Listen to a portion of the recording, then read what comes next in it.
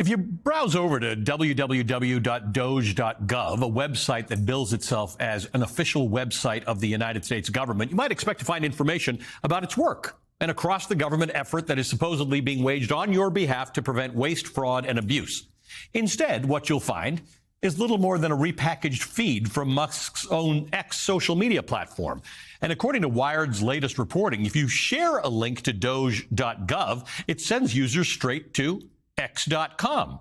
As one engineer put it bluntly, quote, "It is promoting the X account as the main source. It indicates that the X account is taking priority over the actual website itself." Remember, this is a .gov website.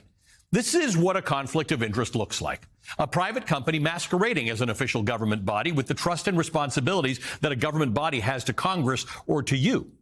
Now, if you haven't noticed, Trump, the first convicted felon to ever be elected president, and billionaire Elon Musk have been portraying themselves as anti-corruption crusaders, claiming to root out fraud and abuse from every corner of the federal bureaucracy. But behind the scenes, they appear to be actively working to cripple the very tools and mechanisms that combat corruption and that protect American consumers from predatory behavior. So lots of questions are being raised, seemingly hourly, on why Doge, which is not an actual government department, run by Musk, who is now called a special government employee, has his hands in all sorts of super sensitive information that voters probably didn't plan for him to control. But in and amongst all the noise and valid outrage, questions are also being raised over the entanglements between our democratic institutions and the business interests of one single unelected billionaire. And the comparisons to the Gilded Age abound, during which the so-called robber barons controlled vast wealth, faced minimal regulation, and exploited America's workers. But things are a little different today. The robber barons bought their influence from the outside. They weren't the ones actually wielding the gavel or holding the keys to the vaults. There has perhaps been no other moment in our nation's history when a company owner with billions of his own dollars already seemingly has access to government resources, your money, and has some sort of control over billions and maybe trillions of dollars of taxpayer money. You may be wondering how and why this is all happening, and here's one theory of the game. According to a new report by the New York Times, the world's richest man may already be reaping the benefits from his made-up position at Doge. Musk currently controls 6 companies. Now, the ones you've most heard of are Tesla, SpaceX, and X, formerly Twitter. Collectively, Musk's companies have $20 billion in either government contracts or subsidies with the United States government, according to the Financial Times, which means that he's got business or interactions with several different government agencies, some of which he has direct access to now. And according to the New York Times, at least 11 federal agencies that have been affected by Doge or by resignations by Biden-era regulators have more than 32 continuing investigations, pending complaints, or enforcement actions into Musk's 6 companies. Take a look at the Federal Aviation Administration, for example. Last September, the FAA proposed $633,000 in civil fines against SpaceX for safety violations. Musk, in response, said he would sue the FAA for regulatory overreach. That same month, the FAA administrator, Michael G. Whitaker, a lawyer with decades of aviation experience, testified before the House Transportation Committee about SpaceX's fines. Elon Musk then publicly called for Whitaker's resignation with a post on X. Whitaker, who was unanimously confirmed by the Senate in 2023 with bipartisan support, unanimously, he resigned on the last day of the Biden administration, 3 years before his term was set to end. And with Trump back in power, Republicans are now calling for those fines against SpaceX to be dropped. During the confirmation hearing for Transportation Secretary Sean Duffy last month, the Republican Senator Ted Cruz openly asked the nominee whether he would ensure that the FAA, which is tasked with prioritizing public safety, would withdraw the fines and expedite SpaceX's approvals. Essentially, it was a request to protect the fortunes of the richest man in the world at the expense of addressing safety violations that put the American public at risk. Duffy, who has since been confirmed committed to reviewing the fines which have already been approved after those violations had been determined. And on Monday, Trump wasted no time in firing the head of the Office of Government Ethics, an independent agency That firing came after the agency received requests last week from congressional Democrats to investigate Musk's specific conflict of interest. A letter signed by 12 House Democrats stated, quote, "The American people deserve assurances that no individual, regardless of stature, is permitted to influence policy for personal gain," end quote. Before the break, I told you about an important and detailed new report from the New York Times laying out how Elon Musk's private ventures stand to gain from his expanding political reach. Joining us now are the two authors of that Times piece, the investigative reporters Kirsten Grind and Eric Lipton. Good morning to both of you. Thank you, Thank you for your reporting and for this morning. Kirsten, let me start with you. What's the thrust of the main findings that you established in your story? Sure. So Eric and I have really been focused on the conflicts across Elon Musk's huge business empire, which encompasses, by the way, 6 companies, one Tesla that everyone knows, SpaceX, which is private, but 4 others. And so we started noticing early on this year, we're sort of less than a month into the Trump administration now, that already there seemed to be some effect on his empire, insofar as that a lot of this giant federal agency shakeup that was happening seemed to be affecting the very agencies that had been looking into Musk's businesses for many years. And that ranged from all kinds of investigations. The Securities and Exchange Commission was looking into how Elon Musk bought Twitter and when he bought shares. The USDA Inspector General was looking into his brain implant company, Neuralink. So we were very focused on how this was affecting all of his many businesses. So, Eric, without speculating, what can you tell us about the fact that Elon Musk and his Doge team have access to at least some of the government agencies that had complaints or investigations into his businesses? What, if anything, can they do by having that access? What are the important influences that he can have over people who are either investigating or have dealings with him?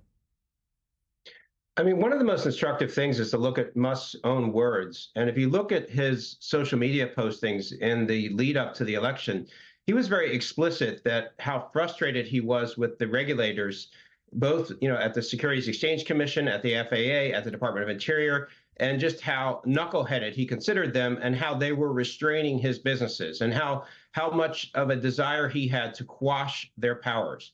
So he laid it out very clearly in his own social media postings, and to some extent, that's what's happening. Now, we don't have insight into whether or not he personally is reaching in and shutting down investigations. What we can see is that there are, more than 24 different investigative matters at 11 different federal agencies that have been either shut down or affected or slowed by actions that have taken place during the Trump administration so far.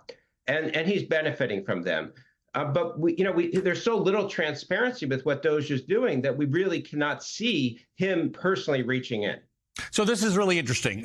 Kirsten, let's explore this, because companies or governments that have conflict of interest laws are there so that, people don't say, NBC doesn't say, hey, you're not allowed to steal from someone, Ali Velshi, you're not allowed to bribe someone, but they talk about things that you can't do so that you don't get to that point. Do we have existing conflict of interest laws in the government that should prevent any of this from happening, that somebody who's got business before the government or investigations into their businesses by the government cannot have access and control to certain information?